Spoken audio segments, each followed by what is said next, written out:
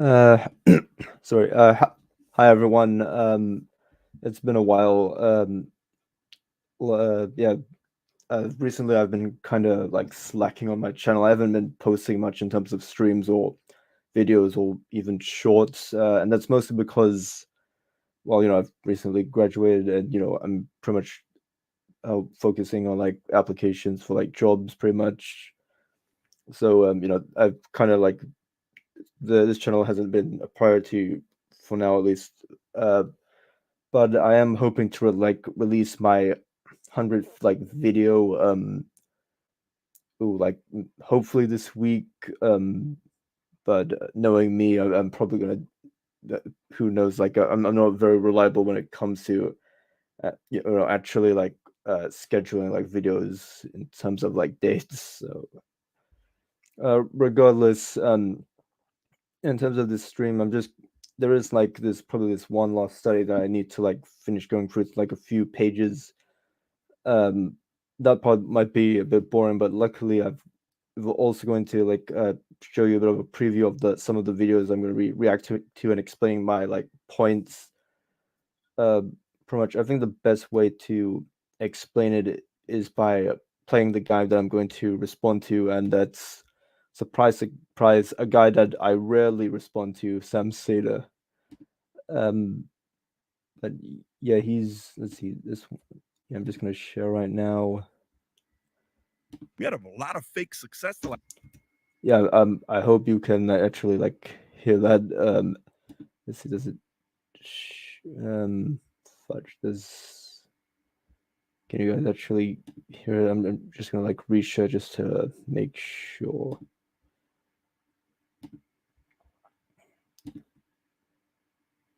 Okay. Share tab audio. Okay. Yeah, I think you should be able to hear it. If not, then there's going to be an even lousier stream than I thought.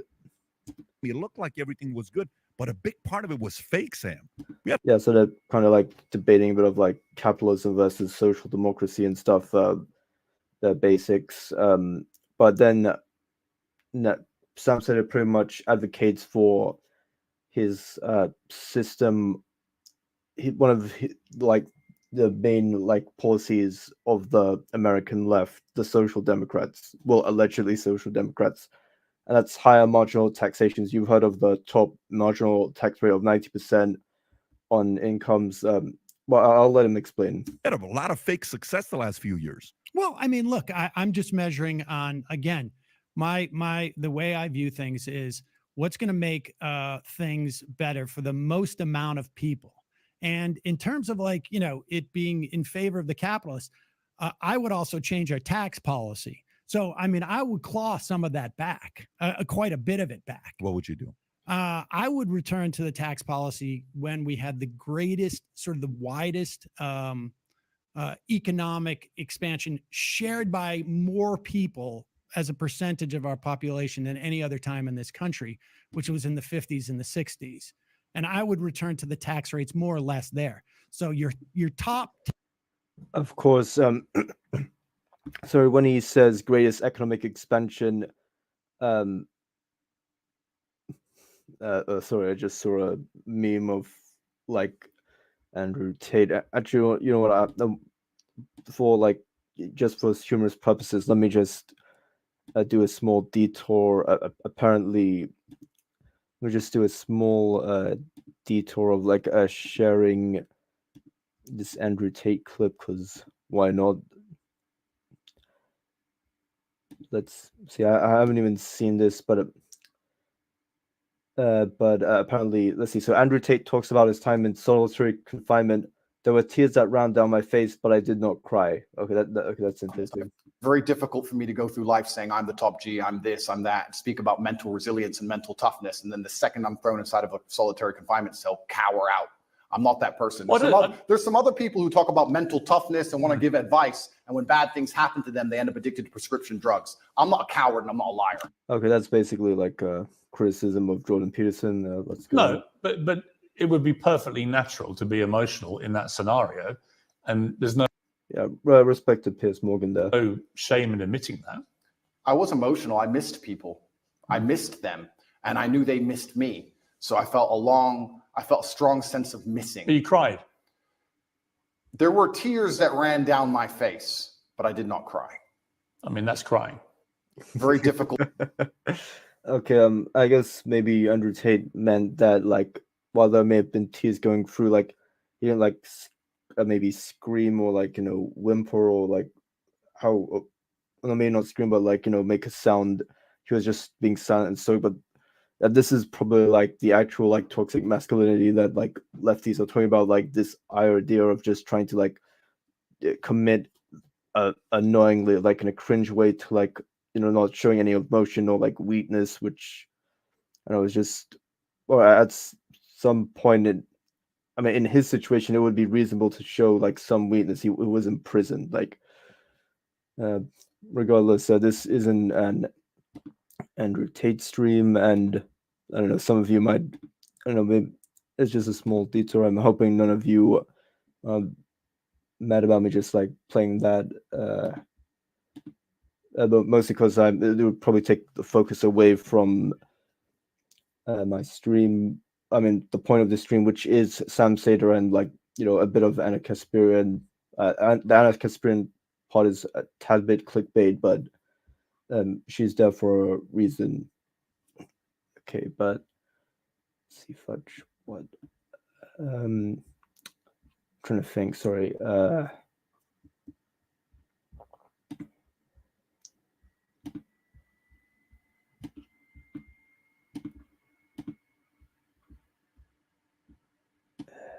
Oh, okay, all right. Tax rate at that Yeah. time. Oh, okay. So I was making a point about how when Sam Seder like talked about America's the high growth, the allegedly high growth rate of the 1950s back in America. Remember, this was a time when, after World War II, when almost all of America's allies as well as their enemies were utterly destroyed. America was probably one of the few countries that benefited from the war. Maybe not benefited, but like they were one of the few countries that, I don't know, relatively did all right. So almost all the other countries' economies were like devastated, and this created kind of a monopoly position for America. And yeah, even if they had sucky like regulatory or economic system, like they had this economic might and pretty much bargaining power with other countries. So if they raise taxes, then it'd be much harder for like for capital flight to occur, since there weren't as many options. Uh, regardless, I do have no the other point where there was at least maybe 4 recessions. I think one in 1949, one in 1960, and two during the 50s. Again, I need to check those years. Which I would argue disrupts his point, but I actually expand upon it, and there is this financial theory which I combine with that. But anyway, I'll continue on. Was 90% top marginal rate for every dollar over $470,000 you would earn. So that would be equivalent to around $3 million today. I think we should return to that type of tax. You want it to go as high as 90% at the top marginal tax at the top marginal tax rate. So understand, like, that only kicks in with every dollar above 3 million. I hear you. And yeah, I mean, that's the famous Reagan situation where I think it was anything over $200,000 at that point. This might have been in the 40s, that he would only do 2 movies a year because you get paid $100,000 per movie, and then he wouldn't even do a third movie because he would only get 10% of the revenue, because he's like, fuck it, I'm not doing another movie. Yeah. So when Reagan started telling that story, Yep. You know who he was working for when he started telling that story, right? He was going around, I think it was for working for GE, trying to convince people not to get Medicare for all. I mean, if Reagan could have gotten 3 movies or 5 movies, he would have done it. He was working with chimps. Maybe for an actor like Reagan, and I know he was famous, but I don't know how famous. But actors like, say, Frank Sinatra and stuff, they gone like out of the way to like really cheat the system. Like, I'll actually like elaborate more. Let's see. Do I have it with me now?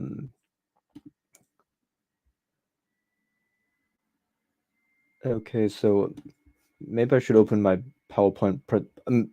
Maybe I should open my video. This is something which I don't know if I've told you guys, but I basically usually makes most of my videos through PowerPoint. If any of you are confused, I don't know how I could to explain it, but like you can pretty much like add the audio onto like PowerPoint. You can add uh times for certain slides, and you can export it as a video. It's actually interesting in a way, but I do have some of the information on the slides, and actually that would help me with my research stream, since it's kind of a pain to like type it all down. But I'll actually like I guess it would be a good idea for me to. All right, so let's see if I can share it. Okay, yeah, stop screen. Let's see if I can share. Present slides.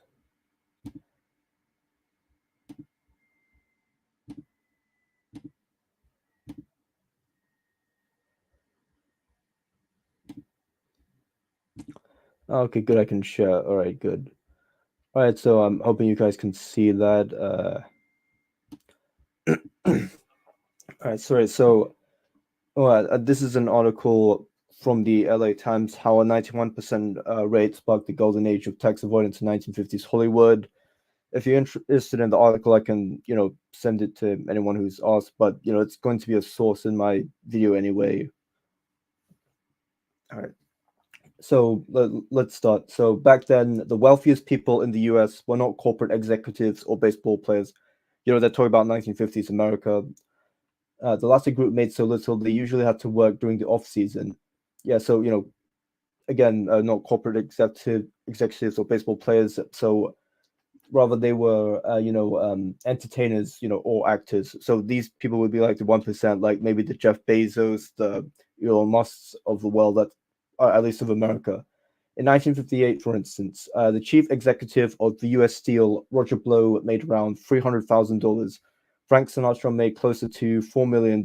That's $35 million in today's dollars. Sinatra, Bob Hope, Big Crosby, Sammy Davis Jr., Joan Crawford, Henry Fonda, Humphrey Bogart. These were the people who were most concerned with sheltering their income. Prior to the Tax Reform Act of 1986, that base little policy, although I need to do some research on that, the tax code was full of loopholes that individuals could take advantage of. One favorite was buying rental properties. In 1954, Congress passed a law allowing for accelerated depreciation on any income-producing real estate. Meaning wealthy taxpayers could deduct from their income tax a percentage of the value of the property each year. What made it even better was that, more often than not, the property appreciated in value, even as the government provided its generous depreciation schedule. The tax break was used not only by actors making millions, but also by lawyers and doctors making 50,000 or 60,000 a year. All right, so the property one, I guess that's the less interesting one, because there's a lot of ways they actually avoided tax.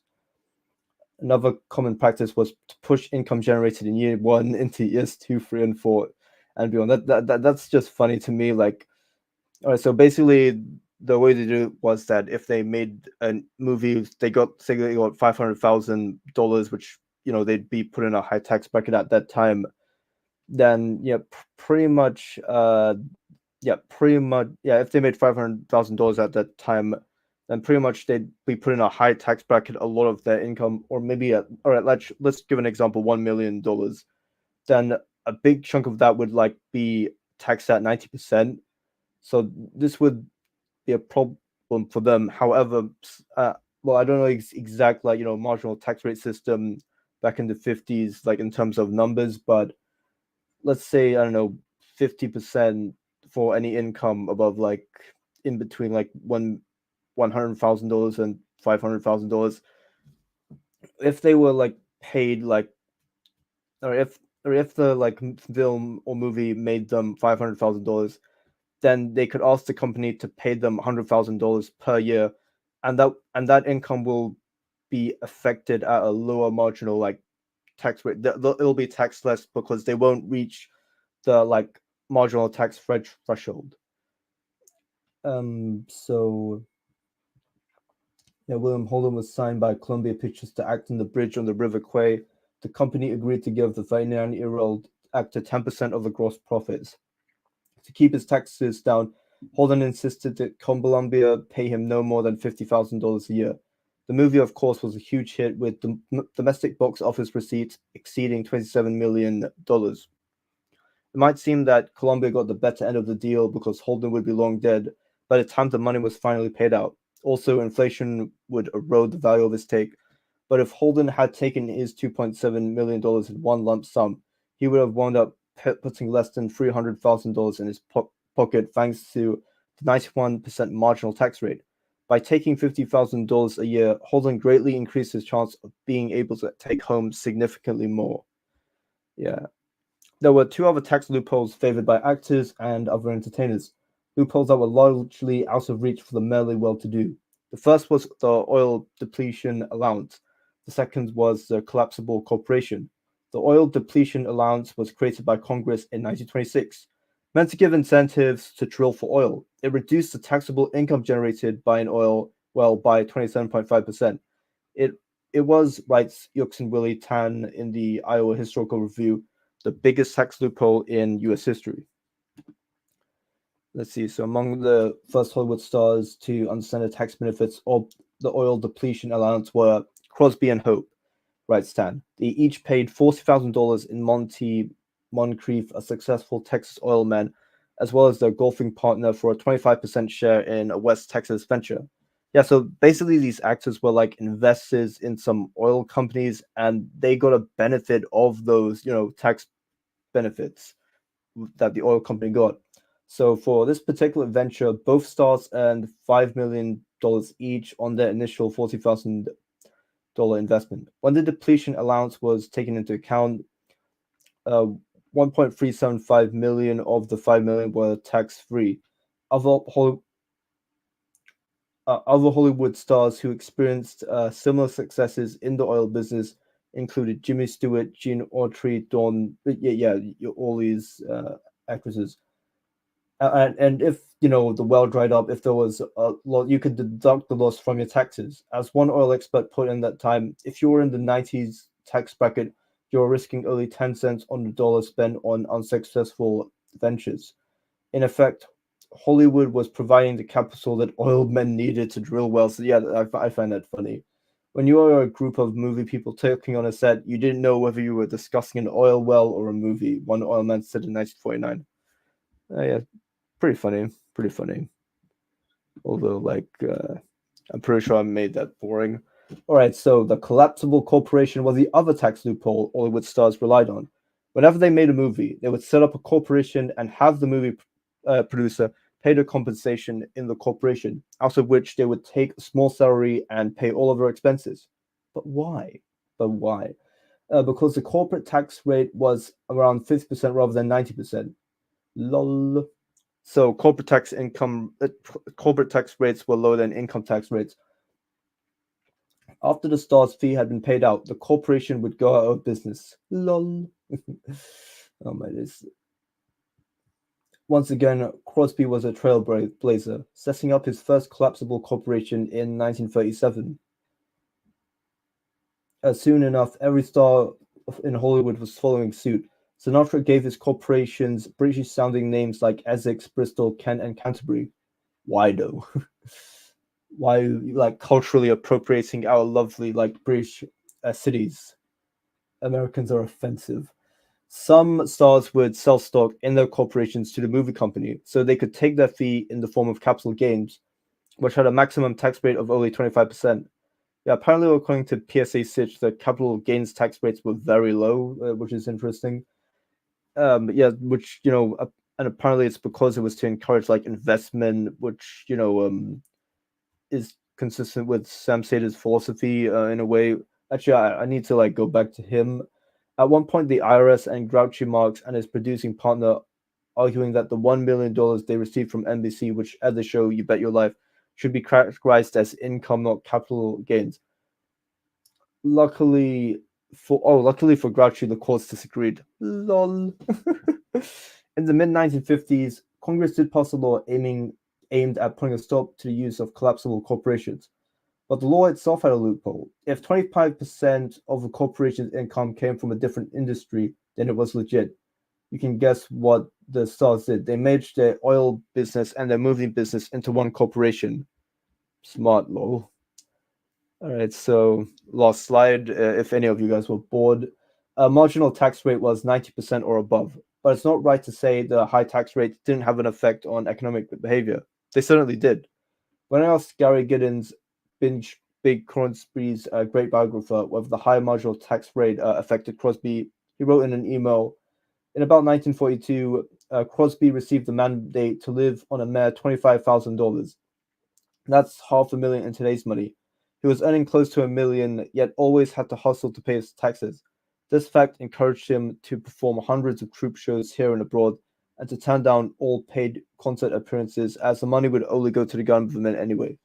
His accountant told him he was relieved that he decided not to divorce his wife, because it would have put him in a financial bind. I'm not saying we couldn't do with more taxes on the rich, but let's be careful here. When Bing Crosby won't give you a concert, it's safe to say the marginal tax rate is too high. That last sentence is obviously a commentary from, the author of this article. I'm not a man that's I'm not a person that's very interesting. Like in my YouTube videos, like I'm half interesting, which is already bad in a way.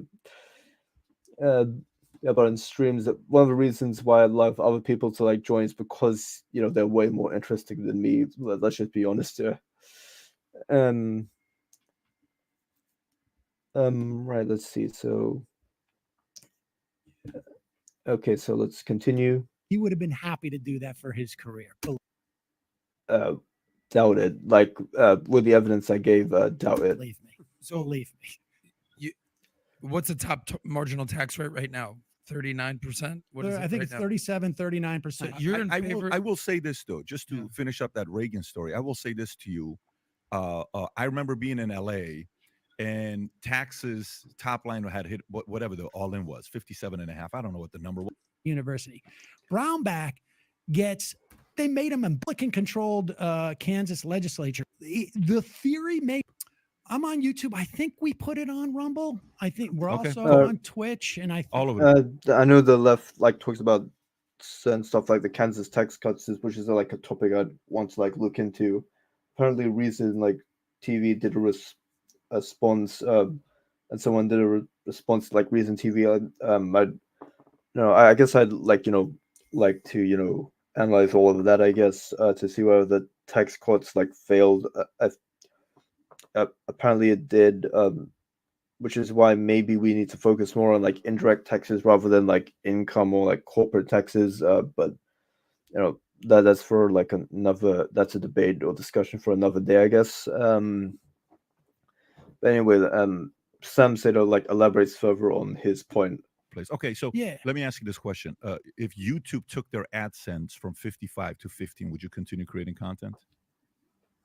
Yeah. You sure? Sure.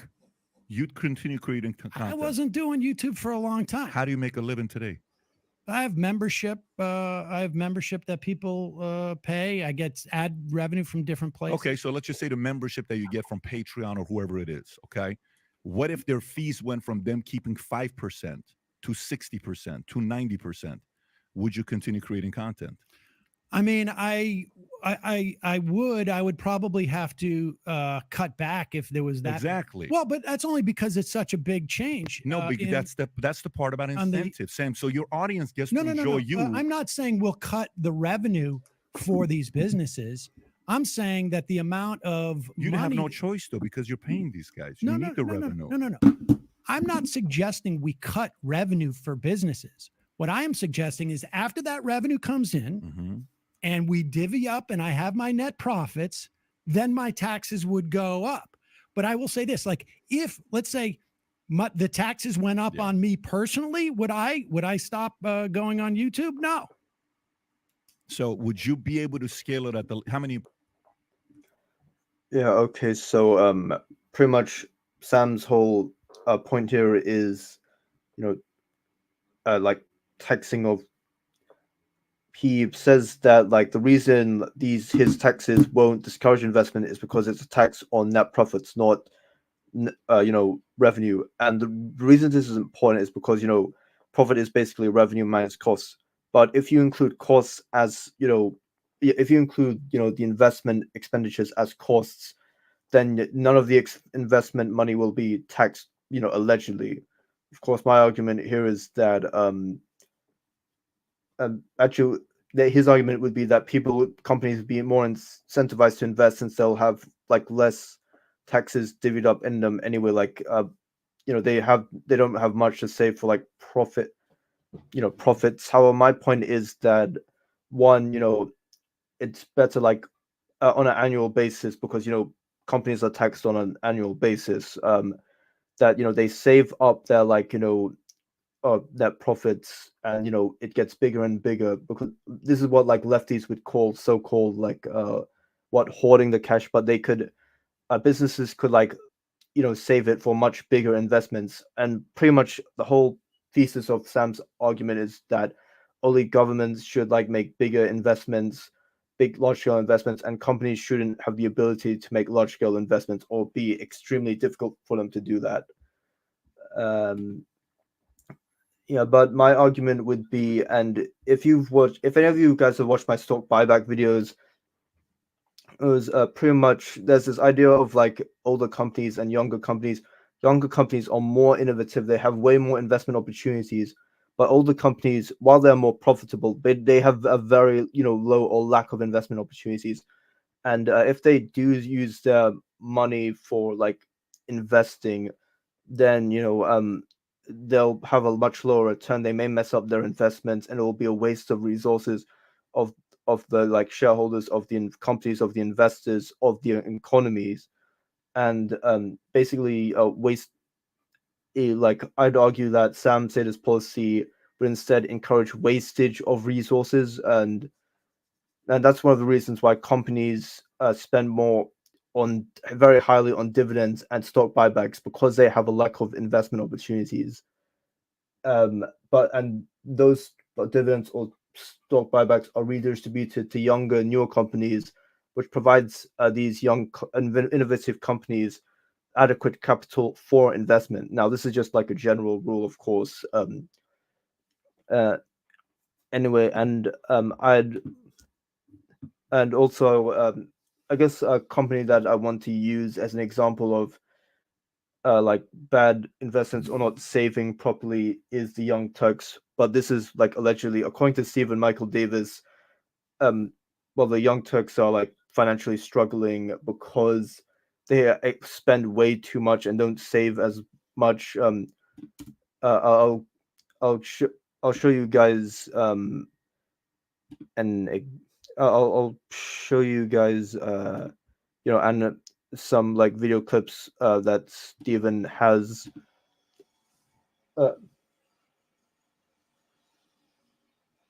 Sorry, I think that's the drill. Some houses drill. All right, let me just play this. Mentioned TYT a ton of money. they just make things up, and that's definitely true in her case. I ain't rich. I'm not even close. Even though there's a stupid ass website that pretends like I'm worth a ton of money, my salary is not public. No one knows what I make. Not to mention TYT as a company is currently struggling financially. And again, I can't even express how grateful we are for your support and for keeping us afloat, especially in a difficult time in media and digital media, to be specific. So digital media is in massive trouble, massive trouble. The fact that we have survived is near miraculous.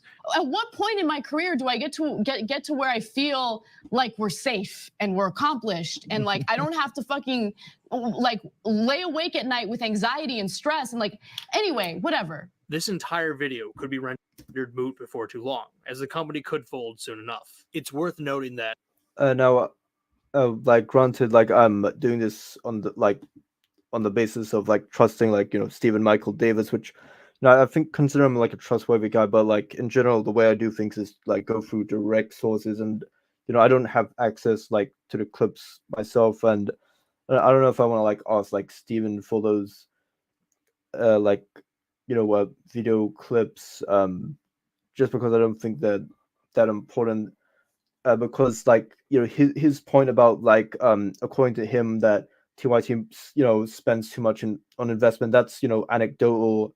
So already I don't so I'm so already I don't have the primary sources, since I don't watch that much TYT.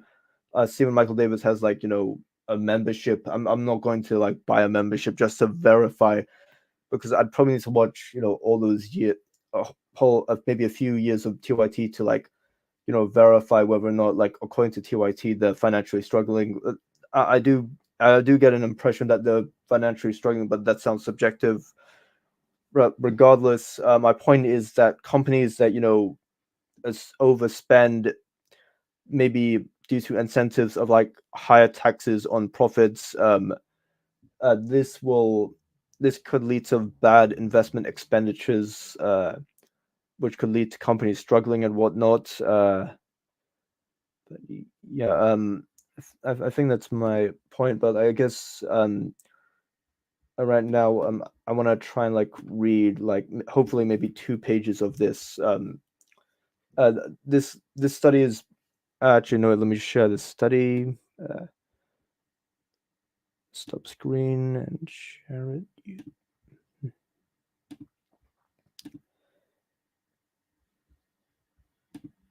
All right, share. Sorry. So this study is pretty much just a survey of various, executives and CEOs on like how they deal with dividends and stock buybacks, 2 types of distributions for investors. All right, so let's try and do this quickly. So Farmer and French 2001 note that the proportion of firms paying dividends has fallen dramatically in recent years. Therefore, it is important to understand what might eventually lead to payout initiation. In this section, we investigate when and why firms that do not currently pay dividends or repurchase shares might begin doing so. Okay, payout initiation. One important thing to note is that the results discussed in the section represents the views of firms that do not currently pay out and are related to what causes them to eventually begin paying out. The results discussed far or in the paper represent the views of firms that already pay out and are related to the factors that affect their existing payout policies. Results discussed thus far in the paper represent the views of firms that already pay out. So that could be a sampling bias and are related to the factors that affect.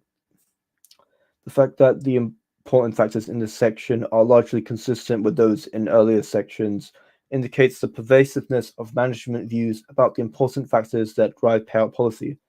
Table 9 summarizes the dividend/repurchases initiation plans of firms and that do not pay dividends and or repurchases. Well, let me just read through this again.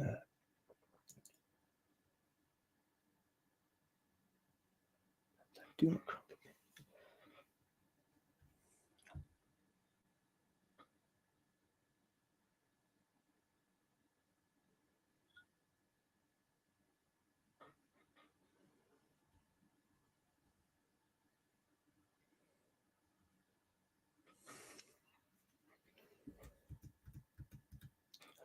Okay, this table 9 summarizes the dividend/repurchase initiation of plans of firms that do not pay dividends and or repurchase. First rows.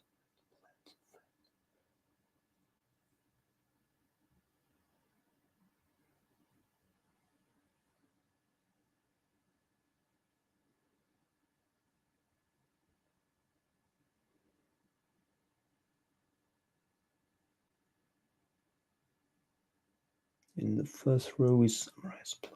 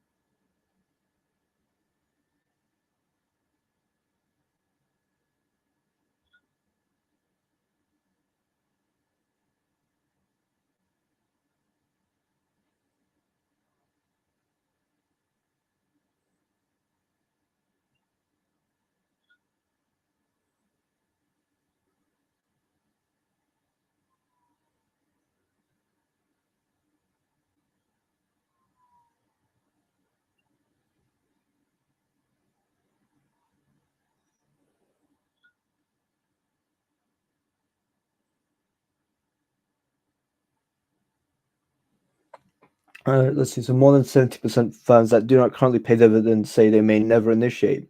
7% say that they will not pay dividends for 20 years. Ooh. About 1/10 of non-dividend paying firms plan on starting to pay dividends in the next 5 years, and another 3% say they will begin within 2 years. Wow, that's interesting, for me at least. Non-repurchasers are not in a hurry to initiate either, though the stance is not so pronounced. 55% of companies that do not currently repurchase say that they may never begin to do so. Another 7% say it'll be another 20 years before they will start. A full 1/5 of CFOs say that the firms will begin to repurchase shares within 5 years, and another 12% say they will begin within 2 years.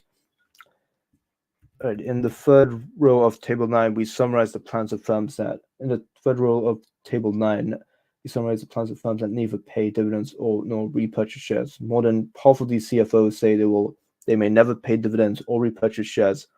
Another 10% of these firms say that it will be at least 20 years before they begin to pay out in any form. All right, just gonna drink a bit.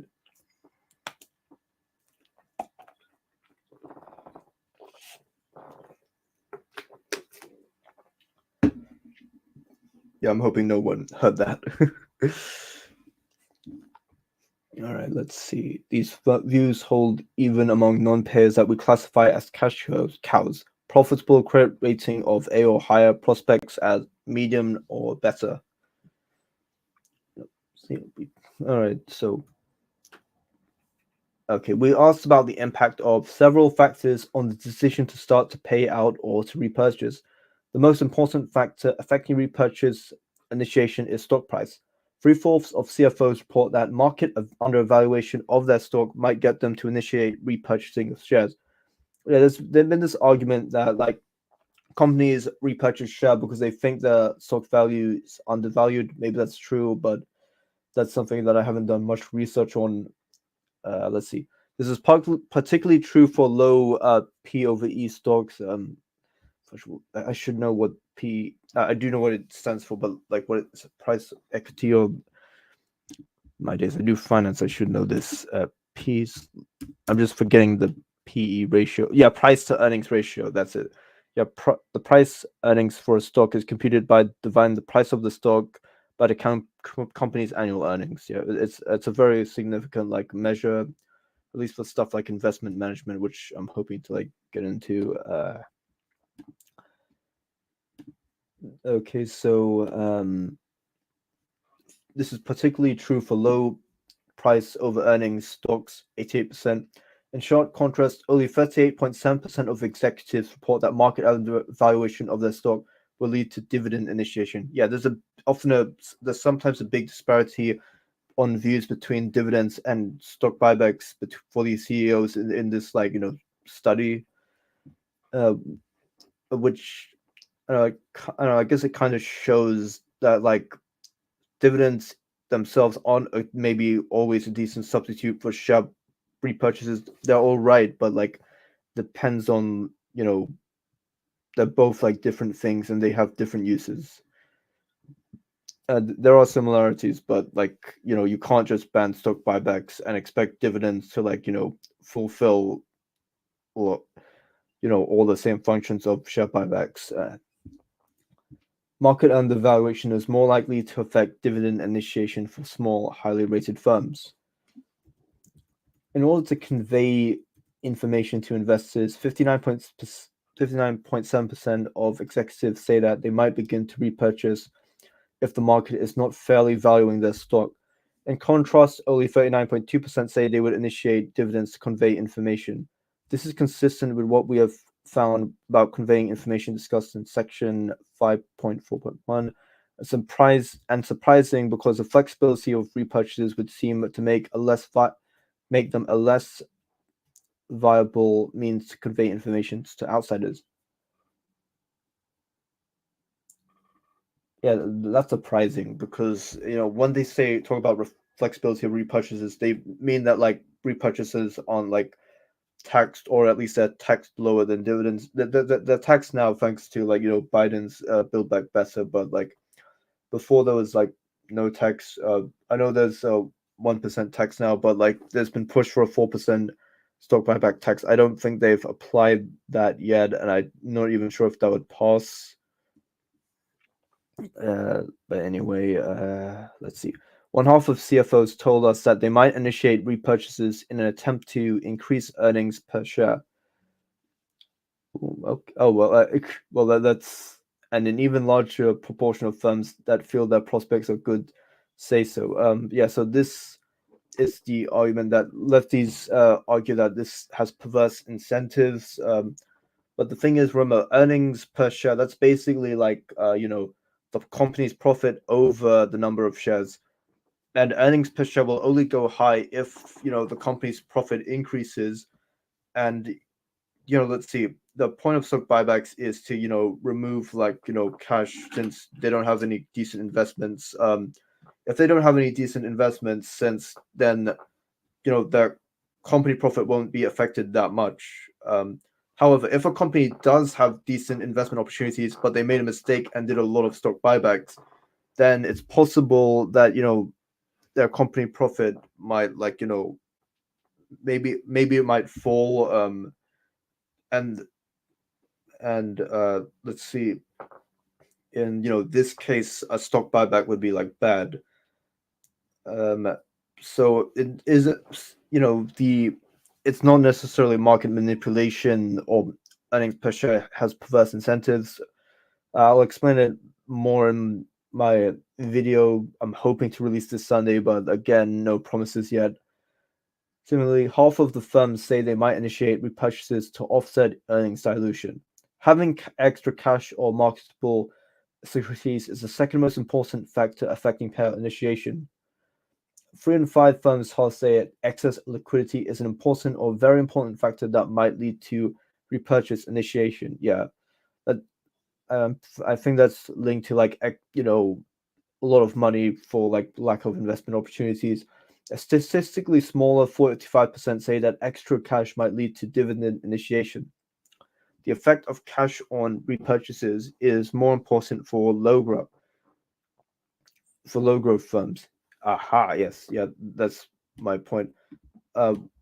One half of executives report that having fewer profitable investments is an important or very important factor that might lead to their firm to begin repurchase.